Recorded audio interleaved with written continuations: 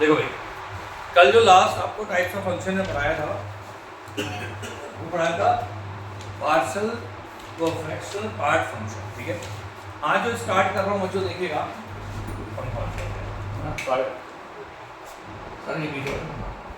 अब देखिए बैठिए। अब आज मैं तुम लोगों को स्टार्ट कर रहा हूँ, कल जो लास्ट फंक्शन था वो था छठा फंक्शन, और आज सातवां फंक्शन देखिएगा बच्चों सब लोग। भाई सातवां आपके पास है लॉगरिथमिक फंक्शन। लॉगरिथमिक फंक्शन देखो यार, इसका ना इस्तेमाल है, और जब इसका यूज करेंगे तो जाकर के आपके कंपटीशन के क्वेश्चन इसमें होंगे। अब लॉगरिथमिक फंक्शन की जब हम बात करते हैं, देखो लॉग किसे कहते हैं इतने डिटेल में जाऊंगा नहीं, थोड़ा बहुत बता देता हूं हल्का फुल्का, कि अगर लॉग के बारे में हम बात करें तो लॉग क्या होता है बच्चों, भाई f such that real tends to real, ठीक है। अच्छा, लॉग के बारे में थोड़ा पता है आप लोगों को कि लॉग हम क्या पढ़ते हैं। अगर मान लें जैसे फॉर एग्जांपल a की पावर b है और वो c के बराबर है। अगर बच्चों a की पावर b है और वो किसके बराबर है, c के सपोज बराबर है, ठीक है। a की पावर b अगर c के बराबर है तो इसको लॉग के टर्म में कैसे लिखा जाता है, लॉग बेस में आ जाएगा a और यहां पर c बराबर b, तो लॉग के टर्म में ऐसे लिखा जाएगा b। मेरे हिसाब से सबको पता होगा, ठीक है। ये लॉग की प्रॉपर्टी है, अगर नहीं पता तो उसको समझ लीजिए। लॉग ये a बेस में चल जाएगा और ये जो c है जिसका लॉग मतलब c इधर आ जाएगा और इज इक्वल टू b आ जाएगा, लॉग को लिखने का तरीका। फिलहाल लॉगरिथमिक फंक्शन होता है कि f such that real tends to real, जब fx की वैल्यू होती है log बेस ax, याद रखेंगे। अब log बेस ax इसे log बोलते हैं। कंडीशन क्या होती है कि एक तो x की वैल्यू 0 से बड़ी हो, दूसरा जो बेस है उसकी वैल्यू भी 0 से बड़ी हो और 1 ना हो, मतलब पॉजिटिव तो हो पर क्या ना हो, 1 ना हो, उसे हम लॉग कहते हैं। गॉट इट और नॉट? तो ये लॉगरिथमिक फंक्शन तुम्हारे पास है। अब जैसे हम लॉग की x की डिफरेंट वैल्यूज पुट करेंगे तो लॉग की डिफरेंट वैल्यूज मिलती रहेगी आपको। तो जब डिफरेंट वैल्यूज मिलेगी तो एक ग्राफ की जब हम बात करते हैं कि ग्राफ कैसा होगा, तो सुनिएगा ध्यान से, ग्राफ बना रहा हूं, ध्यान से देखिएगा। तो लॉग का जो ग्राफ होता है बच्चों एक कर्व शेप का बनता है, वो कर्व शेप का जो ग्राफ बनता है, अगर मान लीजिए ये x है, ये x डैश है, y है, y डैश है, तो कर्व शेप का कैसे बनता है, कुछ ऐसा। y को कभी भी याद रखना टच नहीं करता। अब लॉग का ग्राफ इस तरीके का तब बनता है बच्चों, ये y is equal to log base x का ग्राफ है जब a की वैल्यू 1 से बड़ी हो। तो अगर a की वैल्यू 1 से बड़ी होगी तो लॉग का ग्राफ ऐसे बनेगा, और अगर मान ले a की वैल्यू 1 से छोटी हुई तो ग्राफ कैसे बनेगा वो समझिएगा। देखिए समझ में आगे नहीं आएगी। अब जैसे अगर मान ले मैं तुझे कह रहा हूं ग्राफ ऐसे भी बनता है, पर याद रखना दोनों केस में ये जाएगा तो इसी से पास होगा, दोनों केस में ये 1,0 से पास होके जाता है। ये ग्राफ भी y बराबर लॉग बेस x का बनता है, पर तब जब a की वैल्यू 0 और 1 के बीच में हो। तो ये दो ग्राफ है लॉग के, बोलो समझ में? अगर लॉग के इसी प्रॉपर्टीज के हिसाब से हम सोचें कि लॉग कैसे एक्ट करता है, तो इसमें कुछ नोट करने लायक चीजें हैं, वो समझिए। भाई पहली चीज तुम्हारे पास ये है इसकी डोमेन। तो अगर हम बात करते हैं लॉग की डोमेन या को डोमेन, तो दोनों के दोनों जो होता है डोमेन को डोमेन दोनों रियल नंबर के बराबर होता है। दूसरा लॉग के बारे में एक बात समझ में आया, डोमेन और को डोमेन दोनों किसके बराबर है, रियल नंबर के बराबर। अगला तुम्हारे पास रेंज की जब हम बात करते हैं तो इसकी रेंज जो होती है 0 से लेकर इंफिनिटी होती है, 0 इंक्लूड होता है, मतलब x 0 हो सकता है बताओ?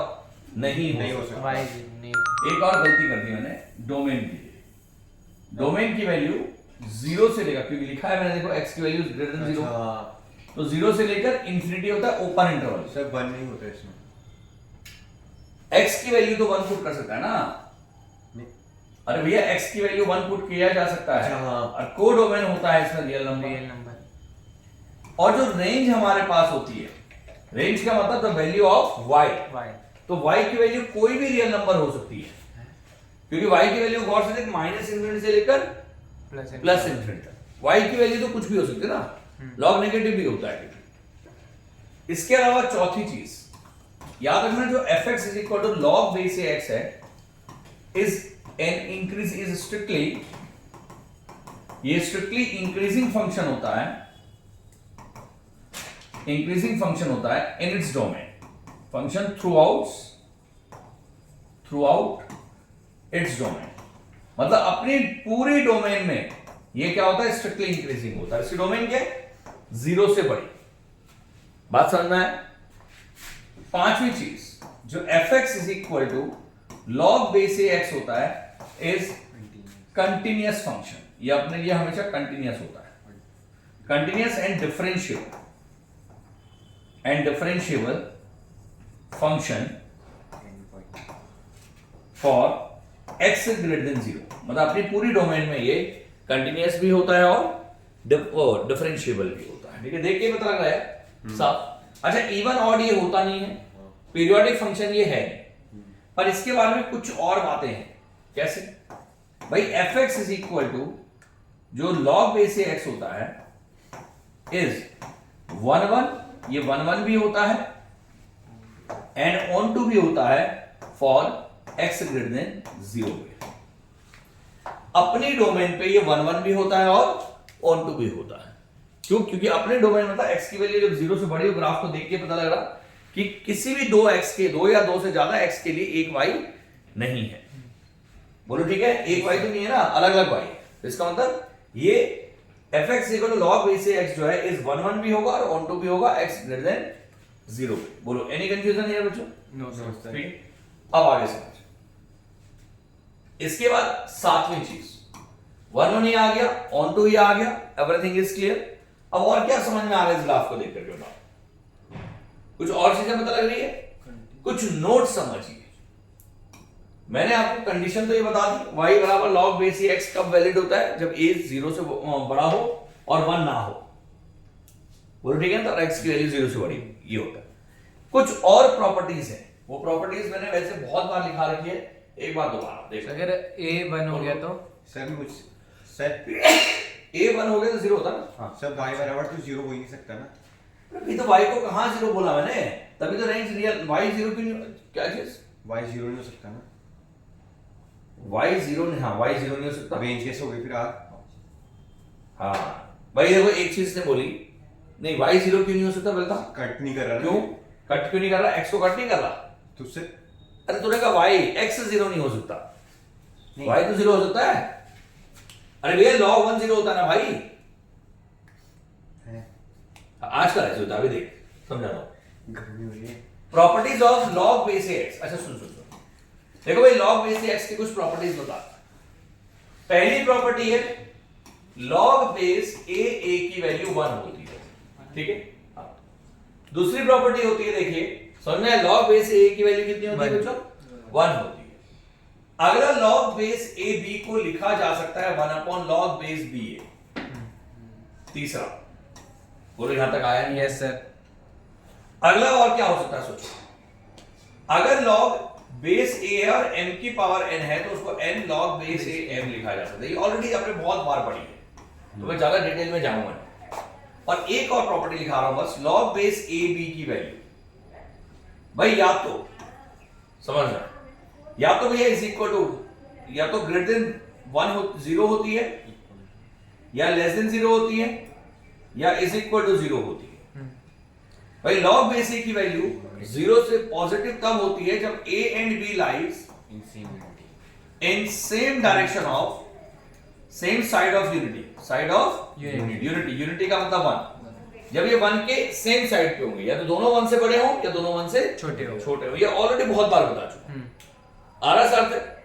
दूसरा, लेस देन 0 तब होता है बेटा जब a and b lies opposite side of unity, जब वो अपोजिट साइड ऑफ यूनिटी लाई करते, और जब a की वैल्यू 1 के बराबर होती है, a नहीं b की वैल्यू जिसका हम log निकाल रहे हैं, अगर उसकी वैल्यू b बराबर 1 होगा तो log की वैल्यू क्या होती है? 0। ये ऑलरेडी हमने बहुत बार पढ़ा है, तो मैं इसको बहुत डिटेल में नहीं जाऊंगा, पर ये चीज मैन है और इसको नोट करिए फटाफट। Decreasing function. अब देखो भाई ध्यान से, एक चीज है इसमें गड़बड़ हो गया, ये तो हो गया सारा, मेरे साथ तो ये वाला है ना, fx equal to log base x is strictly increasing function throughout its domain। अब क्या होता है, ये इंक्रीजिंग नहीं होता, ये डिक्रीजिंग भी होता है, क्योंकि मान लीजिए एक कंडीशन में इंक्रीजिंग होगा, दूसरी कंडीशन में क्या होगा, decreasing through out its domain when, आपको पूरा लिखना पड़ेगा तो बेटर रहेगा, व्हेन आपका a की वैल्यू जब क्या होगी 1 से बड़ी, और जब a की वैल्यू 1 से छोटी होगी तो उस केस में क्या हो जाएगा, स्ट्रिक्टली डिक्रीजिंग हो जाएगा, लिखने की जरूरत नहीं है। ठीक समझ में आया? तो ये लॉगरिथमिक फंक्शन का एक बेसिक मैंने मोटा-मोटा आपको कंडीशन दे दी कि क्या होता है। आगे बच्चे समझ में आ गया? हटा दो इसे। चलिए अब इसके बाद देखिएगा ध्यान से, अगला तुम्हारे पास आता है एक्सपोनेंशियल फंक्शन। ठीक है, इधर देखिए भाई, देखो 8वां फंक्शन तुम्हारे पास है एक्सपोनेंशियल फंक्शन। अब एक्सपोनेंशियल फंक्शन क्या होता है, एक तरह से लॉगरिथम का ही क्या होता है, ये रिवर्स होता है। अब एक्सपोनेंशियल फंक्शन होता है जहां पर कांस्टेंट की पावर वेरिएबल होती है। क्या होती है बच्चों? कांस्टेंट की पावर वेरिएबल होती है। F such that real tends to real, जब fx is equal to a की पावर x होता है, जब fx इज इक्वल टू क्या होता है, a की पावर x होता है। और याद रखना जो a होता है वो ग्रेटर देन 1 होता है, मतलब ग्रेटर देन 0, और मतलब a को ऐसे लिखेंगे हम, a ग्रेटर देन 0 और a does not equal to 1। वही रूल, नेगेटिव का केस नहीं लेंगे, क्योंकि नेगेटिव की पावर क्या हो सकती है हम उसको डायरेक्टली सॉल्व नहीं कर सकते ना। मान लो -2 की पावर हाफ हुई तो इमेजिनरी बन जाएगा। Yes sir. क्लियर है? तो इसलिए ये ग्राफ होता है सर। अब इसका ग्राफिकल रिप्रेजेंटेशन अगर हम देखें तो इसका ग्राफिकल रिप्रेजेंटेशन क्या होता है, देखिएगा यहां से। हाँ बच्चों, ग्राफ है इसका, देखिए। अब सपोज ये x डैश है, ये x डैश है, ये x है, ये y डैश, y है, y डैश है, ये हो। अब a की पावर x का जब हम ग्राफ बनाएंगे तो a की पावर x का ग्राफ क्या बनता है, ये भी कर्व शेप का बनता है, जस्ट लाइक दैट, ऐसे। x को कभी कट नहीं करता यार। अच्छा एक बात समझना, जो इससे पहले हमने जो ग्राफ बनाया उसमें क्या नोटिस किया हमने y को क्या किया था बच्चों, मतलब जब हमने ब्लॉक का ग्राफ बनाया तो हमने क्या नोटिस किया, 1,0 से पास होके जाता है, और जो एक्सपोनेंशियल ग्राफ होता है वो 0,1 से पास होके जाता है, ऑलवेज याद रखना। ठीक है, और ये आपका होता है y is equal to a की पावर x का ग्राफ। ठीक है ना, y बराबर क्या होता है बच्चों, a की पावर x का ग्राफ होता है। अब x आपका क्या होता है, अगर x आपका पॉजिटिव है तो ग्राफ ऐसे बनता है, और ऐसा भी तो हो सकता है x की वैल्यू नेगेटिव हो। Yes sir. तो अगर x की वैल्यू नेगेटिव होती है तो आपका ग्राफ थोड़ा चेंज हो जाता है। ग्राफ कैसे बन जाएगा ये भी देख लीजिए, ग्राफ आपका जो बनेगा वो नीचे की तरफ ऐसे बन जाएगा नहीं से पास होकर। ठीक है, ये कब बनेगा, जब y is equal to a की पावर x का बनेगा, जब x की वैल्यू लेस देन 0 होगी। नेगेटिव भी तो हो सकती है x की वैल्यू, तो x की वैल्यू अगर लेस देन 0 हुई तो ग्राफ आपका ऐसे बनता है नीचे। Got it not? Yes sir. ठीक है, जैसे e की पावर x का ग्राफ ऐसे बनता है, e की पावर माइनस x का ग्राफ ऐसे बनता है। ठीक है, इन ग्राफ में भी हम बहुत सारी चीजें नोटिस करते हैं एक्सपोनेंशियल में। अपने डोमेन में क्या है, इंक्रीजिंग और स्ट्रिक्टली, मतलब स्ट्रिक्टली इंक्रीजिंग भी हो सकता है, स्ट्रिक्टली डिक्रीजिंग भी हो सकता है। और क्या हो सकता है इसमें बताओ, इस ग्राफ को देख करके क्या पता लग रहा है, इसकी डोमेन भाई we can put any value of x की कोई भी वैल्यू हम पुट कर सकते हैं, पर y हमेशा पॉजिटिव होगा। आप देख रहे हैं कि ग्राफ कभी भी x के नीचे नहीं जा रहा। Yes sir. इसका मतलब कभी भी ये नेगेटिव ग्राफ नहीं हो सकता। यानी कि इसमें भी नोट अगर हम लिखें तो सुन लीजिए, अगर हम इसमें नोट लिखें बच्चों कुछ, पहला नोट तो सोचिए भाई, आपके पास इसकी डोमेन पहले बताओ, रियल नंबर। अब वही आपका मेरे हिसाब से को डोमेन है भाई, डोमेन भी रियल है, को डोमेन भी रियल है। अच्छा इसकी रेंज की बारे में बात करें तो रेंज क्या होगी इसकी, 0 से इंफिनिटी। 0 से इंफिनिटी। ठीक है, अच्छा 0 हो सकती है कभी, नहीं हो सकती, 0 इसकी वैल्यू कभी नहीं हो सकती। Got it not? Yes sir. तो 0 वैल्यू नहीं हो सकती, तो रेंज इसकी 0 से लेकर इंफिनिटी आ गई। तीसरी चीज अगर हम बात करें इस केस में भाई, fx is equal to a की पावर x जो होता है इज स्ट्रिक्टली इंक्रीजिंग होता है इफ x क्या होता है जब बच्चों, greater than 0, and strictly decreasing होता है, डिक्रीजिंग होता है जब x क्या होता है, इफ x लेस देन 0। बोलो आगे समझ। Yes sir. चौथा और क्या नोटिस कर रहा हूं इसमें बताओ, कंटिन्यूस। बिल्कुल भाई, fx is equal to a की पावर x होता है इज continuous and differentiable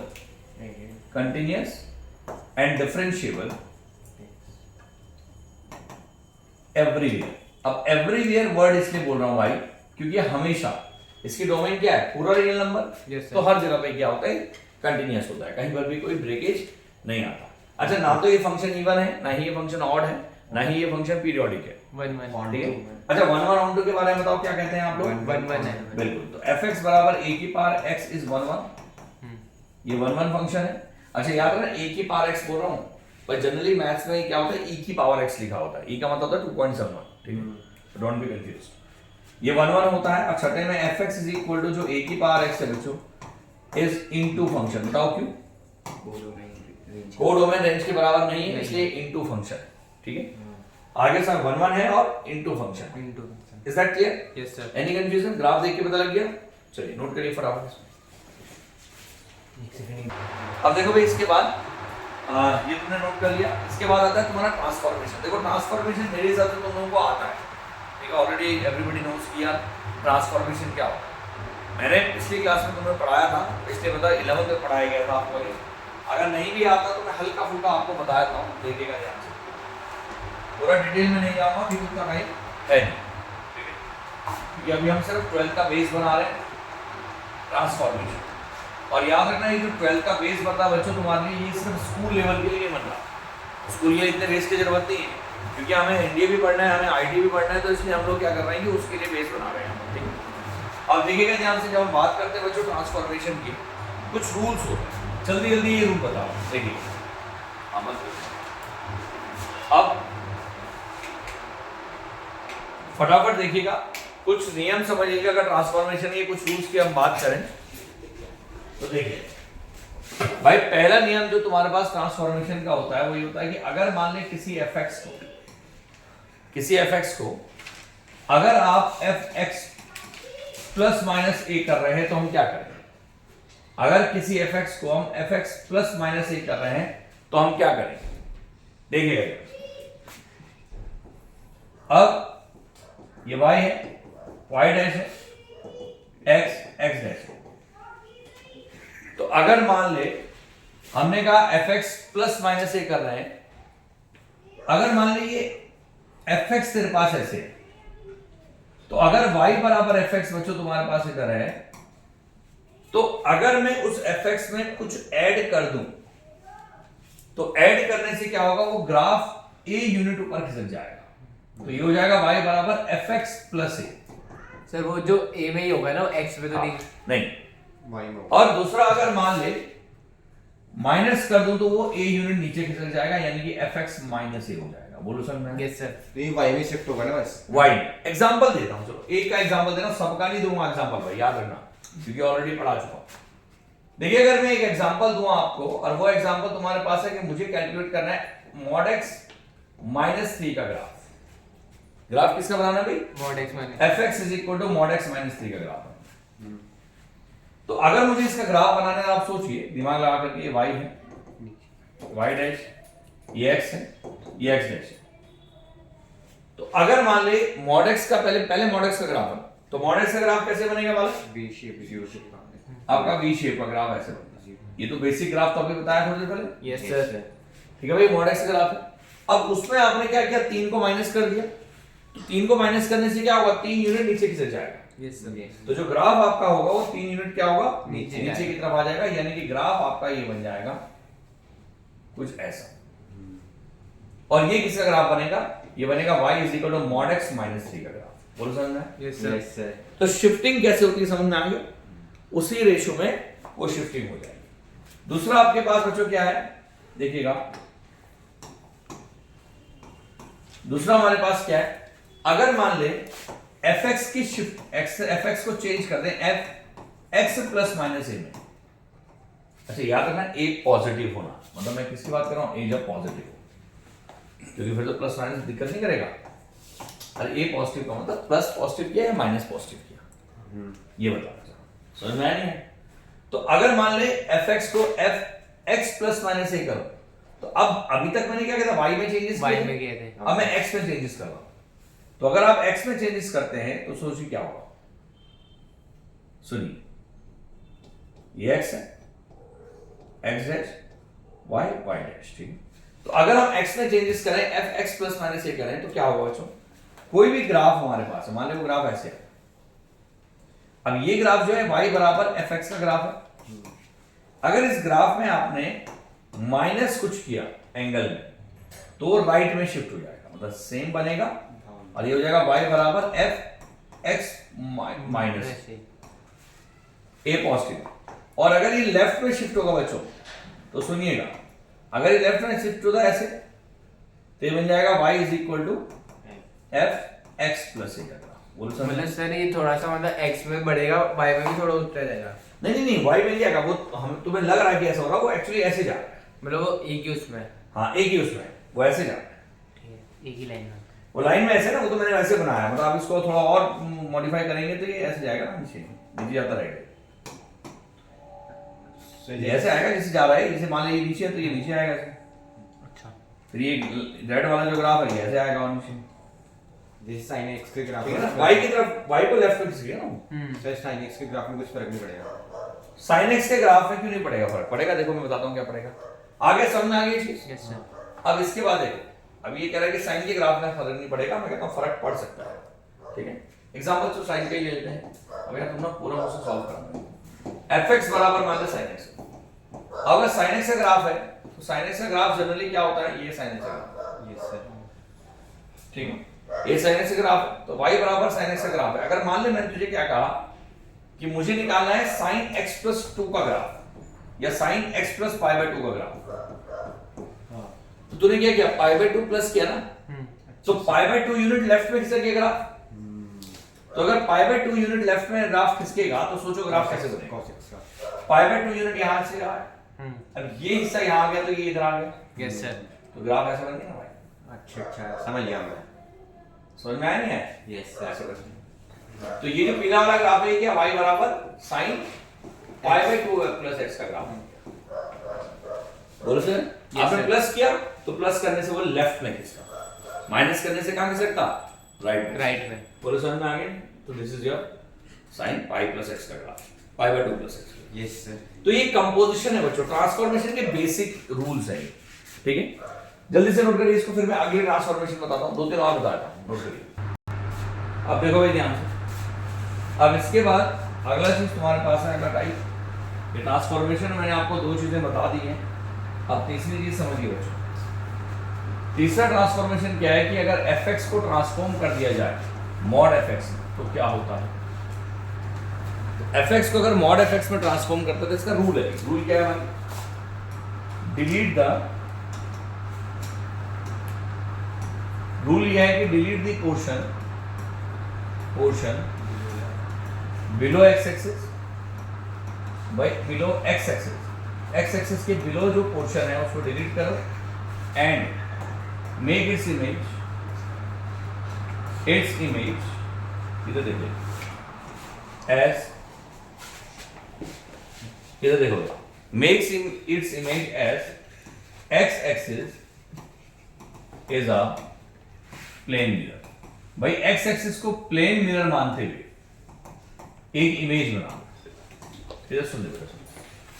अब क्या मतलब हुआ इसका भाई, इसका मतलब ये हुआ कि अगर मान ले किसी का भी मॉड करना है मुझे फंक्शन, तो अगर फंक्शन का मॉड करना है, फॉर एग्जांपल sin x का मॉड करते हैं, तो ग्राफ में क्या चेंजेस आता है, देखिए भाई sin x का ग्राफ तो तुम्हें पता ही होता है, यस सर। ये sin x का ग्राफ है, नेगेटिव वाली y बराबर sin x। नेगेटिव वाली। अब तुमने क्या करना है, मॉड sin x कर देना है। तो मॉड sin x में क्या होगा, जो नीचे वाला पोर्शन है वो तो हो गया डिलीट, यस सर। और उसकी इमेज बन गई ऊपर, ये y है, y डैश, ठीक है।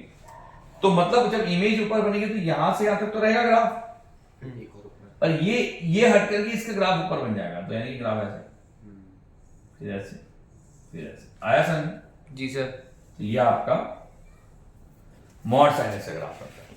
अब एक बात याद रखना भाई, अगर तुम्हारे दिमाग में थोड़ा सा आ रहा हो, इधर है ये मॉड sin x का ग्राफ है। अगर हम sin x को देखें, sin x एक पीरियोडिक फंक्शन है, इसका पीरियड कितना है, 2 पाई, 2 पाई, क्योंकि 2 पाई के बाद वो दोबारा से रिपीट कर रहा है, पाई यहाँ 2 पाई है, और मॉड sin x का जो पीरियड हो जाता है वो पाई पाई हो जाता है, क्योंकि वो पाई के बाद रिपीटिशन होता है, ठीक है, पाई 2 पाई एंड सो ऑन। देखिए मैं पूछा, तो ये कब होगा बच्चों तुम्हारे पास, जब fx को हम क्या कर देंगे, मॉड fx कर देंगे, ठीक है। आगे sin square x का ग्राफ कैसे बनता है? sin स्क्वायर x का भी लगभग ऐसे ही ग्राफ बनता है, उसका भी ग्राफ ऐसे ही बनता है, पर उसमें क्या होता है, थोड़ा सा ऊपर की तरफ खिसक जाता है, पता नहीं, उसकी जरूरत नहीं है फिलहाल। इसके बाद अगर मान ले fx को हम ट्रांसफॉर्म कर दें f mod x में, तो क्या होगा। अब यहाँ पर इससे पहले वाले में y को मॉड किया और यहाँ किसको मॉड कर रहे हैं? x को x को मॉड कर रहे हैं। तो अगर हम मॉड x को कर दें तो हमने क्या करना है यहाँ पर, समझिएगा ध्यान से, but delete the portion of left side of y axis की लेफ्ट साइड के पोर्शन को बच्चों हमने क्या कर देना है? डिलीट कर देना है। And make its image, make the image of remaining portion, उसको तो डिलीट कर दिया। अच्छा यहां पर अगर make its image of deleted portion, इसमें किसकी इमेज बननी है? Deleted portion. डिलीटेड पोर्शन, ठीक है, ये याद है। इसमें डिलीटेड पोर्शन की इमेज बननी है और इसमें किसकी इमेज बननी है? रिमेनिंग पोर्शन की, जो डिलीट नहीं हुआ। As y axis is a plane mirror, y axis को प्लेन मिरर मानते हुए उसकी इमेज बना दें। अब कैसे बनेगी भाई इमेज, देख समझ। मान लीजिए y है, ये y डैश है, ये x है और यहां पर मान लीजिए x डैश है। तो अगर मुझे इमेज बनानी है तो मैंने क्या किया बच्चों, ध्यान से, f mod sin x mod x है, तो मैंने क्या किया, एक काम करते हैं साइन का ही बना लेते हैं। साइन का ग्राफ तो तेरे पास है ही। Yes sir. तो मैंने क्या किया, लेफ्ट साइड वाला डिलीट कर दिया, राइट वाला तो अपनी जगह पे है ही। हमने क्या, इसकी इमेज y को प्लेन मिरर मानते बनाना, तो ऐसे बन गया। Yes sir. आगे सर भेजे में घुसा, यस सर। ओरिजिन पे शार्प टर्न बन जाता है। तो ये ग्राफ किसका है? y बराबर साइन मॉड x का ग्राफ है। अब ओरिजिन पे क्योंकि शार्प टर्न बनता है तो याद रखना ओरिजिन पे नॉन डिफरेंशिएबल हो जाता है।